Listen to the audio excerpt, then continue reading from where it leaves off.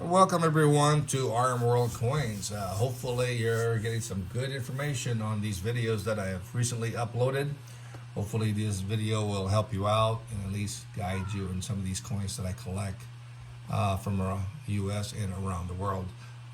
This series of videos that I'm putting out are coins that I feel are a good investment, not just as a beginner collector, medium, or collector investor. These coins will continue to increase in value, and I think you're not going to go wrong if you put some of these coins aside in your collection. Okay, they will continue to increase in value. I've been collecting them for over 40 some years. I've been buying them when they were $25 a coin. Now they are $500 to $1,000 a coin. Okay, so their track record is there. You can look at reference books from the 1970s when I started buying coins, when they were like, $30, $40. If you look at the book, especially Kraus catalog, and you look at the current Kraus catalog now on that same coin, you will be amazed at their growth, okay? So some of these coins I sold and now I can't even get them because they're so expensive, okay? So if you're a collector and you just want to collect, you're not a dealer like I am, collect the right coins, keep it, be sure that they are fully protected, they don't get contaminated, be sure they're airtight capsule, okay, or certified so they are fully airtight, and then just keep it aside, keep it in your safe, and definitely these will continue to increase in value. The next group of coins that we're going to look at is something that maybe you'll enjoy. Okay, I enjoy it, and these are my very popular coins. I do like I said, world and US coins. I do also error coins. So I will show you an error coin that I purchased, and it's growing in value because it's still unknown by collectors. Okay, but that's what happens. You find these coins, and sometimes you have to wait. You get them cheap, and then they grow. Okay. The first coin we're going to look at is a very popular coin that I like. This is from basically Cuba. These are what you call star pesos. Okay, star pesos started in 1915 and then ended in 34. Okay, very popular. They were struck at the Philadelphia Mint. Note, these are struck in the U.S. Okay, right now they're not being traded in eBay because Cuba is what you call considered an embargoed country, so they won't trade in eBay, but you can buy and sell the coin outside. Okay, people will buy and sell these coins, and they sell for really high value in mint condition. Okay, so they started in 1915, which is 1915 has two types: high relief and a low relief. The high relief in uncirculated condition will run you $15 to $2,000, whereas a low relief can run you $8,000 in mint condition. Anyway, let me show you what a star peso looks like, and this is a star peso. This is a beautiful 1933 star peso. This is an uncirculated coin with nice luster and sharp lines on the star. This is what I considered a choice, brilliant uncirculated coin. And again, this is struck at the Philadelphia Mint. It has the same similar weight as a silver dollar, and of course, it's just a gorgeous coin. The Mint, our U.S. Mint has struck many coins, and of course, Cuba is one of them. Okay. So this one here is the 1933. So this series, 1915 to 1934, very popular series. Right now, very hard to find since they're embargoed. You can't buy them on eBay. So sometimes you'll see this coin pop on eBay and it's sold immediately because otherwise it's pulled off. Okay. Many times before I put Cuba coins, and of course they pulled it off and then put me on restrictions. Okay, for 7 days. I've done that a few times, okay? But if you like Cuban coins, and which a lot of people do, this is a U.S. coin, basically. Okay, it's like the Hawaii coin. That was, it's part of the U.S. So if it's part of the U.S., there's a lot of appeal of collecting U.S. coins. So this is part of it. Just like the Philippine pesos from 1904 to 1912. That's part of the U.S. At that time, so it's highly collectible, okay? But we'll go through a few of those because I have a few that I will show you and why you need to collect those, okay? So this one here, 1933, it's got a pretty good size mintage, but majority of them got circulated and melted down, so a nice high mint state in 65, this should run you about a couple $1,000. In basic BU, it may run you, a couple $100. The rarest one, of course, the key date is the 1916 Star Peso, which could run about 5,000 or 6,000 in mint state 65 if it's certified by NGC or PCGS. I have a nice, mint state 62 for the 1915 and 1916, and I've got it listed for like, $3,000 to $5,000 depending on the year. And of course, the rarest of all is the transition coin, which is from the high relief 1915, which is the start of the 1915 series, to the low relief strike of the 1915. Okay, and of course, the low relief strike is a transition coin, which only a very few were struck. So that very few basically is worth a lot of money in mint state, and I bought a coin a long time ago on eBay for $50, which was a low relief, and I sent it to NGC to get certified. Came back NGC 65, and I sold it to a client for $5,000. Okay, and of course now I can't find that coin. Very hard coin. Sometimes the high relief and the low relief is misidentified. Okay, so be careful. You know the difference between a high relief and a low relief. I have them both here, and we will go through them later on one of my videos, so you know what to look for. Okay, so this is 1933, very popular, high grade. It's probably worth around between $500 and $800 in this particular grade. Okay, if it was mint state 65, I think around $1,500. On the back,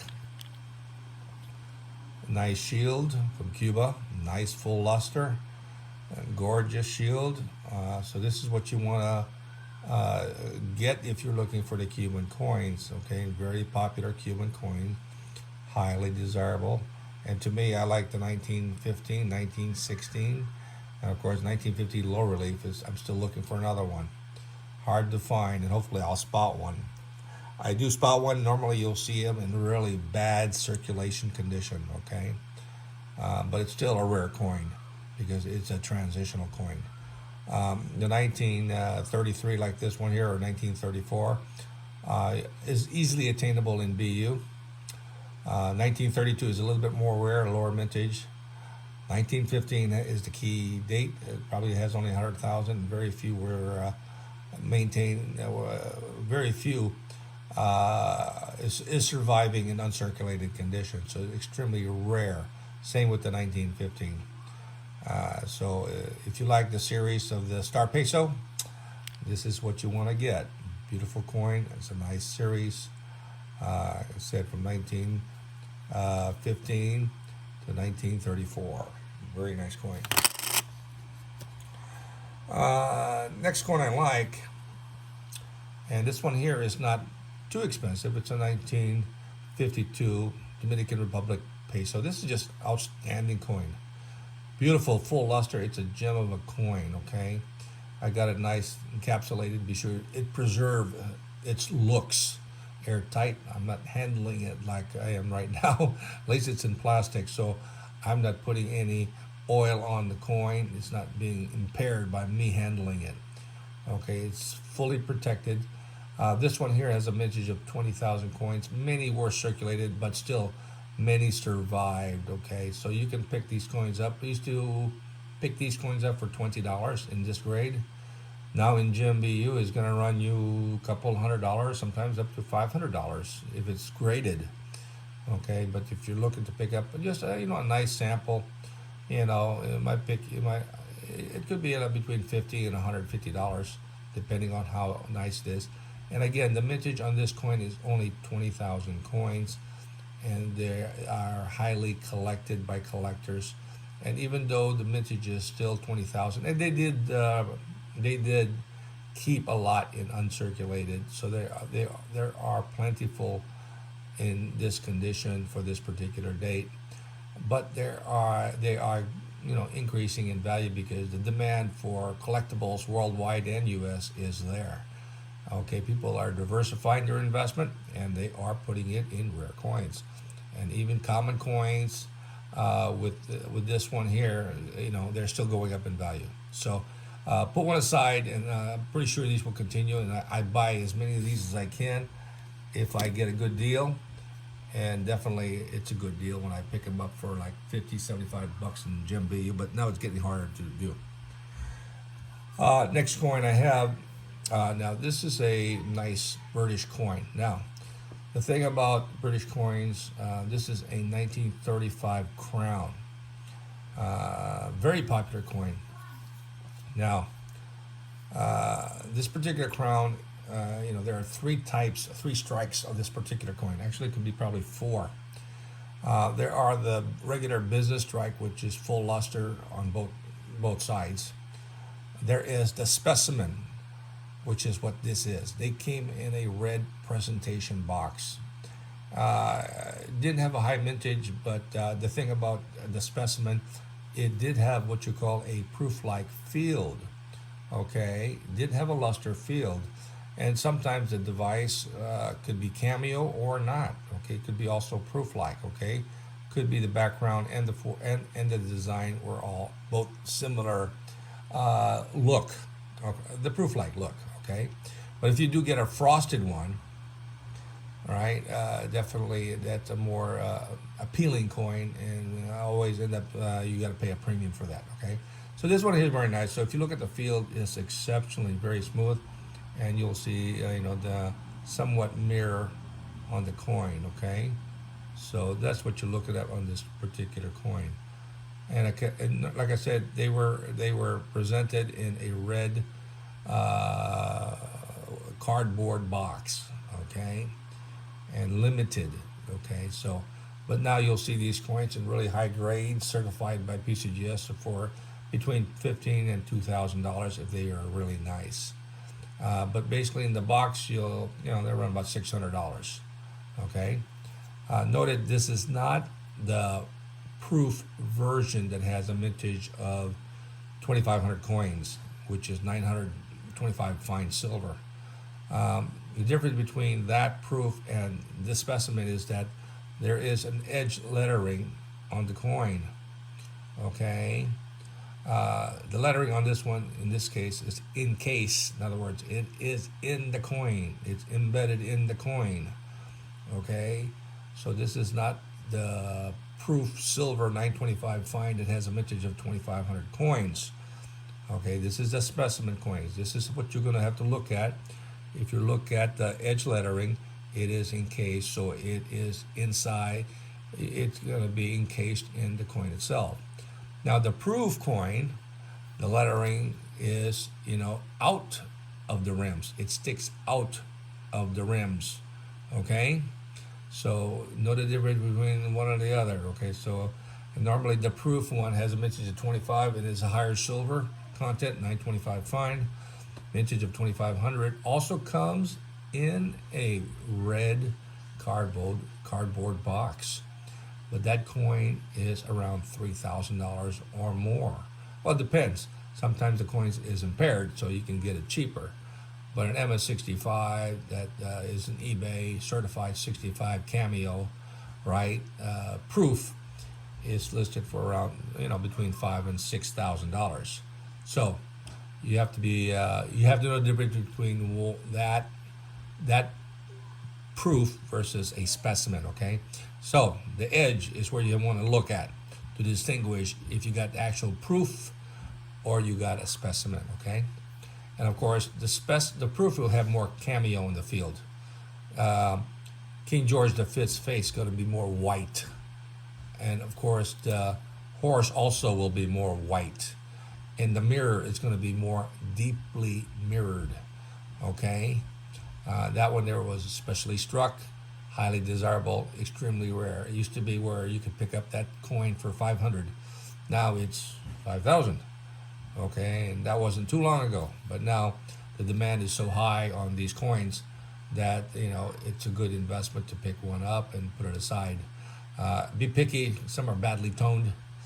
Don't get one that is ugly. Okay, because when you get one that's ugly, it's hard to sell to a collector.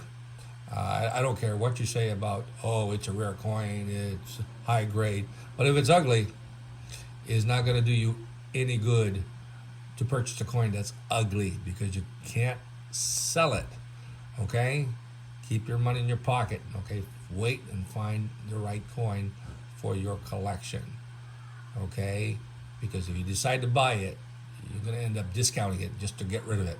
Okay. I hate to say that, but it happens. I've come across it many, many times, and I've talked to a lot of collectors, and they buy stuff that are ugly, and I can't buy it. I got no buyers for it.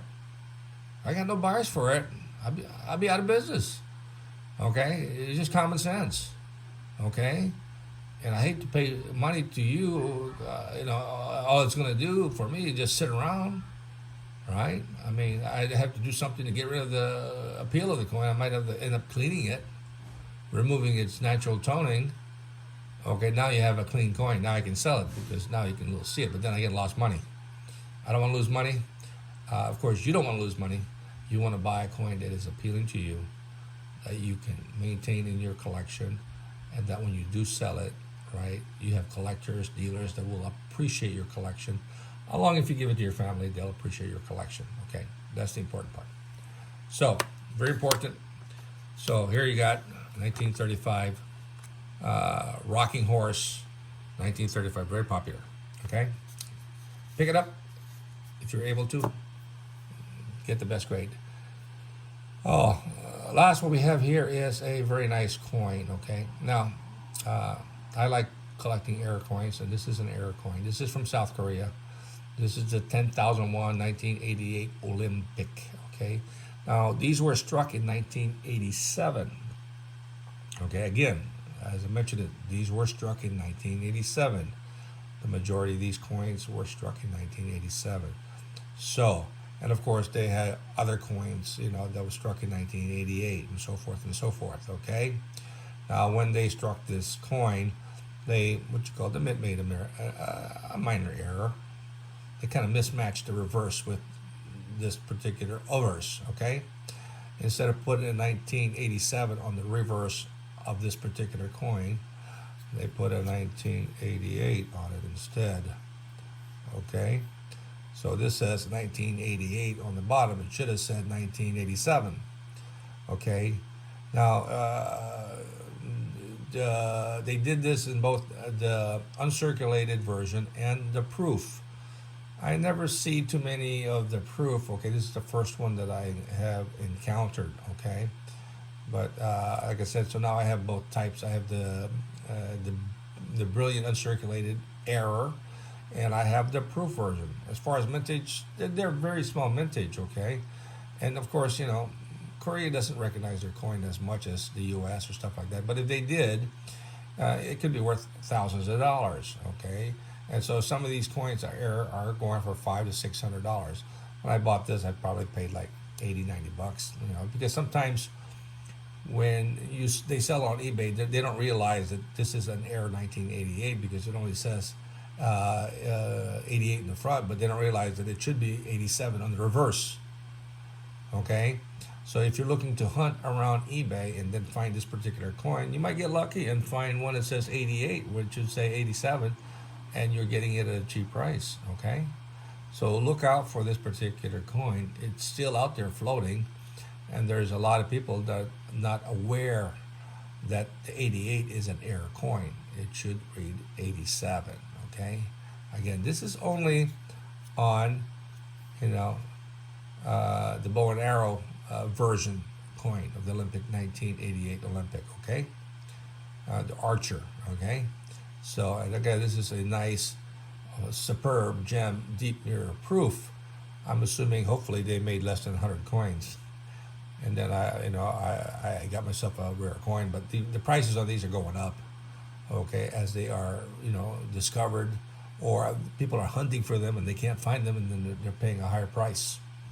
Okay, so again, rare coins, they come up, and if they, if you're aware of these rare coins, then the demand is there. Mintage is very small, and so the value will continue to increase in value. And South Korea is very popular. They collect their own coins. I mean, not as much as the U.S. though, but they still continue to grow, to increase in value. And of course, U.S. collectors do collect coins from South Korea. If they are a world coin collector, that's what they do. Or if they are an error collector, this is a mule. This is a modern error collector coin. Okay. Well, hopefully you like these 4 coins that I have shown you. These are very popular coins, highly desirable. You can't go wrong collecting these coins. Be sure you get them at a decent price. These will continue to increase in value. Limited number available and uncirculated, highly in demand. So you can't go wrong. Put it aside. These will grow. I guarantee you. With the years of experience I've gone through buying and selling these coins, they continue to go up in value, and I don't see it stopping. Okay, as long as the world is fine. Okay, and we have a good economy. People will invest in rare coins, bullion, art, painting, real estate, right? And people diversify and buy rare coins, okay?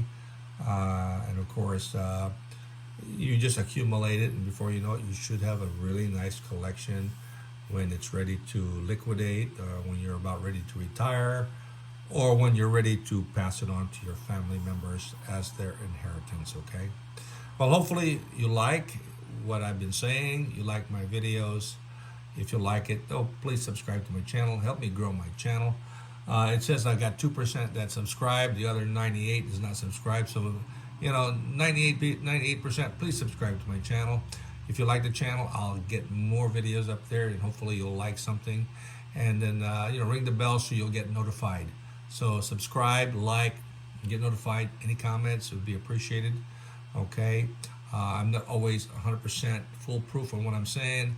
If I speak something incorrectly, by all means, give me a comment, and that I can correct myself next time. Okay. Till next time, you have a great day. This is RM World Coins. Take care. Bye bye.